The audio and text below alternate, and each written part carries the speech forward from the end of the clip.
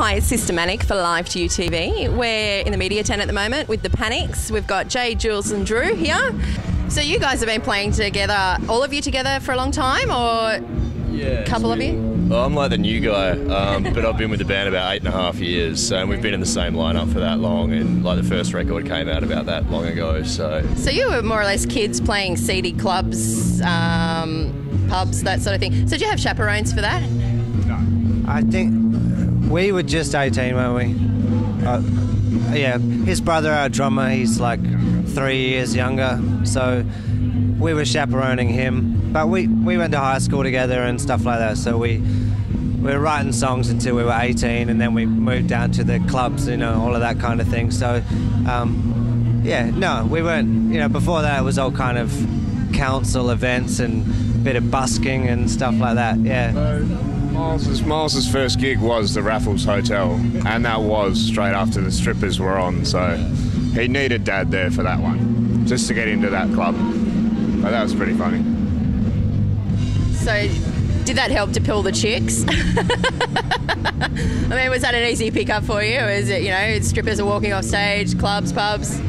yeah, I mean, you'd think so, but strippers are a bit daunting to a 16-year-old, I think. It's probably a bit out of your league at that age. So, yeah, no, we were good lads, weren't we? Sort of, for a little while, at least. We're also seeing a bit of a trend among some artists where the lead singer will branch out and go start up another band, whether it be for their own more creative control or whatever reason.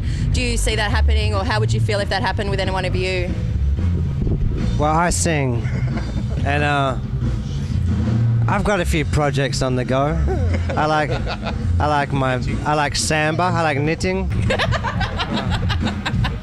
No, I know a few singers that do that stuff, but no, I mean, if I wrote some songs, I'd have to get that I wanted to do somewhere else. I'd have to get a bunch of players together, and if I was going to do that, I'd just call you guys up, wouldn't I? And it'd just be another rehearsal. Yeah. So, yeah, I reckon it's lies when someone says he has as much devotion to the old band as he does to the new. I mean, not lies, but you kind of, I don't know. It does take up a lot of time, you know. If you put a record together, you know, and it does well, you have to tour that, and that's a long bracket. So I reckon success is so elusive that you'd have to put in all your time, every bit of passion you've got into this one thing, and you've still got 1% chance of it making it. I don't know, if you're branching out, you're kind of losing some of those energies to other things. I think, anyway. I've got no plans to do anything at all. I'm too lazy.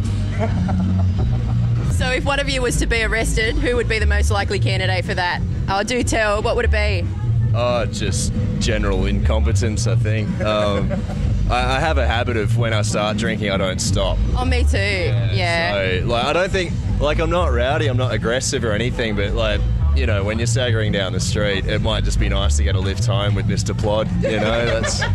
free ride home, yeah. It's cheaper than a cab, it's fine, so... So what do you want to see happen in the way of Australian music over the next 5 years? It'd be really nice for a lot more bands to get exposure overseas and see it develop a lot more, because there's a wealth of talent down here, and, you know, it's only really kind of getting picked up a little bit now, like Temper Trap and bands like that are actually starting to do really well.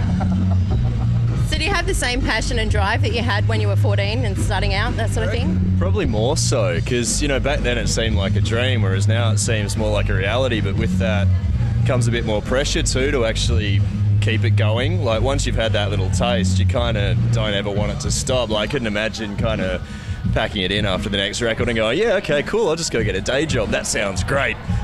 So yeah, in a way, you just want to keep it kicking so as that it never stops. You know, this is a good life. We're really privileged to live it. So what spurs you on? You know, there must be down times where you're tired, you're exhausted, you know, whatever.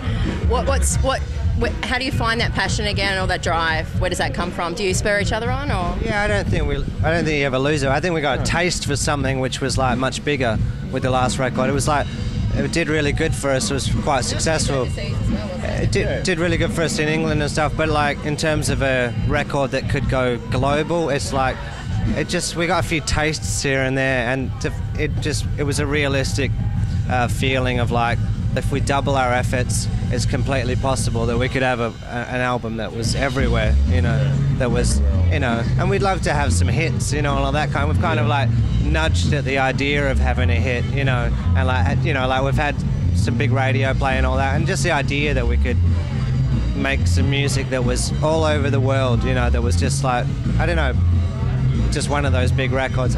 But it's almost like we've seen it in our sights and we've done really well, and it's just completely possible. It's not a dream anymore. It's just about hard work and, like, you know, doing what we do.